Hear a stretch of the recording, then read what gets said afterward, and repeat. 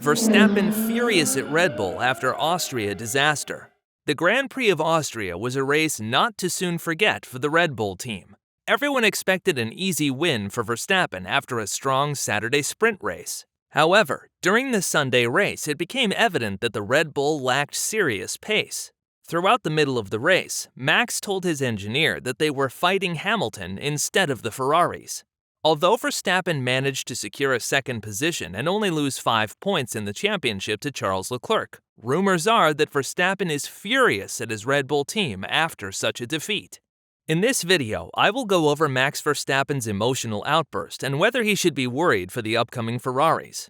If you like this channel, don't forget to like and subscribe to the Racing Guru.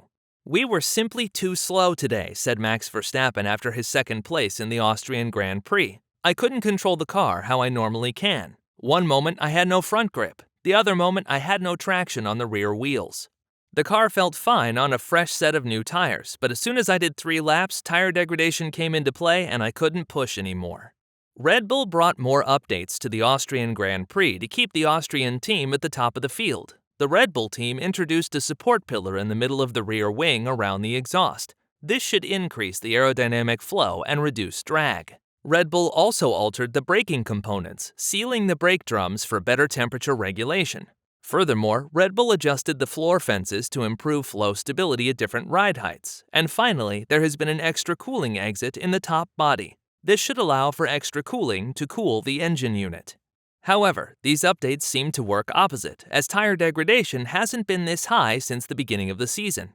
After 6 strong races of Red Bull, it seems their luck has all been used up. In Silverstone, Max seemed to pull away from the Ferraris only to hit a piece of carbon from one of the AlphaTauris. 1 week later, and Red Bull experiences tire problems. Max has repeatedly said in the past that they shouldn't fix what is not broken, but Red Bull seems to go overboard with their updates. Even more frustrating are the new CFD regulations. On July 1st, the FIA took the current constructor standings, and based on those standings, teams get assigned a certain amount of CFD hours. Up until the 1st of July, Mercedes could spend the least amount of time with the CFD wind tunnels. However, as of July 1st, Red Bull took over that spot, followed by Ferrari and Mercedes. Verstappen is afraid that his lack of CFD time will hurt his team over the next 6 months, especially in a time where Red Bull doesn't understand its car completely. The lack of wind tunnel time can be detrimental to the championship fight. Another frustration for Verstappen is the car's weight. We struggle to bring the weight down. Even now, we are still 5 to 10 kilograms heavier than Ferrari. It is frustrating, especially during qualifying, as a heavy car is more difficult to steer around the track and has more tire degradation. It was clear during the Austrian Grand Prix that Ferrari had the more responsive car and was easier to rotate in the corners. Verstappen had to stay clear on the curbs, whereas both Ferraris were aggressive on the curbstones. This was especially true in the second sector, which is the more technical sector, where cars use more curbstones. Ferrari was up to 0.2 quicker in this medium downforce section and gave Leclerc an edge in his fight with Verstappen. But the main question remains, should Verstappen be concerned for the next couple races?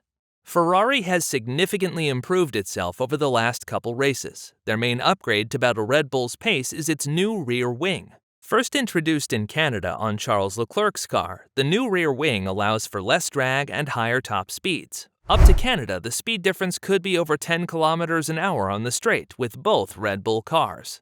After Canada, this speed difference has been reduced to 3 to 5 kilometers. According to Mario Binotto, team boss of Ferrari, the rear wing significantly improved our race pace. We have seen multiple races this year where the top speed of Red Bull was superior and therefore they won the race. With the new rear wing, we brought down the top speed difference and are now better prepared to fight with Red Bull. Verstappen also notices the smaller speed difference and urges to reduce the weight of his car to make the car more responsive and faster on the straights. However, Horner said that it isn't easy to make the car lighter. Many people think that we can just install lighter parts and be done with it. The F1 has many regulations for stiffness, and we have to make sure that the lighter parts do not decrease our reliability.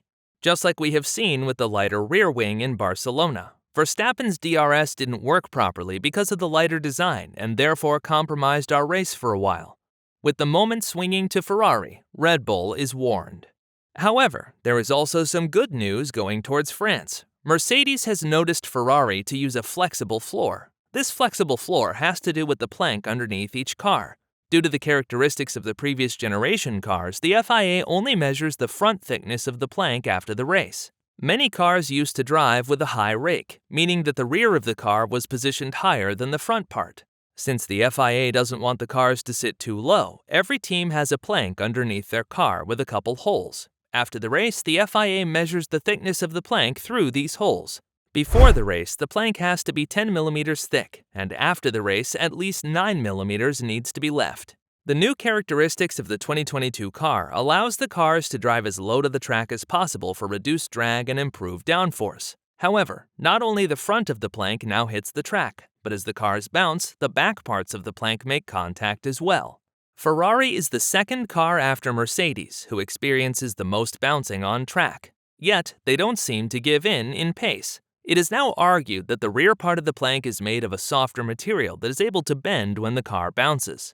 However, the plank is, according to FIA regulations, not allowed to flex more than 2 millimeters. Mercedes and some FIA officials expect Ferrari to bend as much as 6 to 8 millimeters. Already, Ferrari has said that they have to adjust their floor to make it stiffer. This can give Red Bull an advantage, as Horner swears that his team doesn't have to make any adjustments and the car complies with all FIA regulations. From the Grand Prix of France on, the FIA is introducing stricter checkups for these so-called flex floors. Experts calculated that a flexible floor gives a speed advantage of over 0.2.